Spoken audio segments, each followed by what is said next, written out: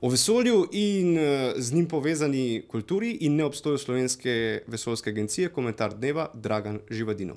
V komentarju bom opozarjal, čeprav se vam bo zdelo, da sem pripoveden.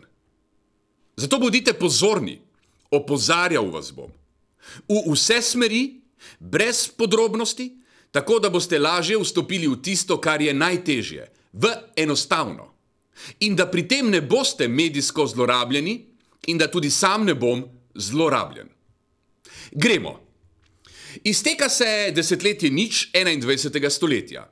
Za svojo naracijo potrebujem merilo za časovni korak oziroma za dva časovna koraka. Naj bo merilo za korak 40 let.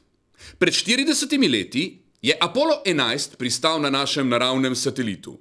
Če gremo še en korak nazaj, je pred 80 leti Herman Potočnik Nordung prvič predstavil javnosti svojo edino knjigo Problem vožnje po vesolju. In prav v drugem časovnem koraku najdem celotno zgodovinsko podporo za postgravitacijsko delovanje v našem kulturnem bazenu. Zgodovinska podpora je nameščena v tržaškem konstruktivističnem ambientu, Maljevičevih planetih in seveda v knjigi Problem vožnje po vesolju. Naj še dodam, zgodovina je tisto, kar se je zgodilo. V tržaškem konstruktivističnem ambientu Karmeliča, Vlaha, Stepančiča in Černigoja najdemo nekaj, kar sicer redko najdemo kjerkoli drugje na svetu. Najdemo levitacijsko oziroma lebdečo skulpturo. Willi Nierenberg zapiše v reviji Tank: umetniki so obesili konstrukcijo na prozorne ribiške niti, da se zdi gledalcu na razstavi, da konstrukcija lebdi v prostoru. Ta občutek gledalcu privzdigne duha. Maljevič zmontira v svoji zadnji futuristični razstavi 010 besedo planet in satelit v besedo planit. Tako da postanejo njegove strukture megaplaneti nameščeni med Zemljo in Luno. Citat: med Zemljo in Luno je lahko zgrajen nov suprematistični satelit, opremljen z vsemi elementi, ki se bodo gibali v orbiti.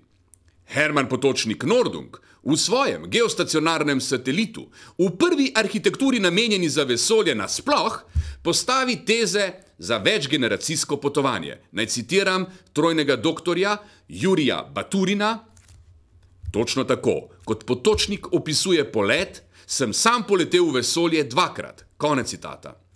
V roki imam doktorat Wernerja von Brauna, pionirja vesoljskih poletov iz leta 1934.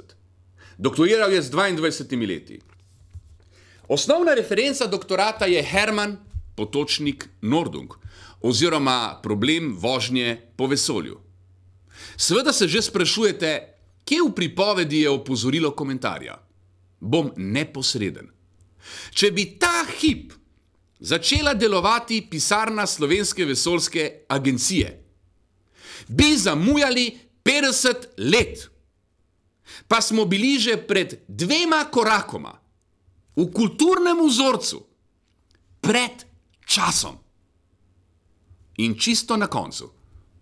Sam sem proti militarizaciji vesolja, naj živi kulturalizacija vesolja. No in zdaj bom še posebej udaril.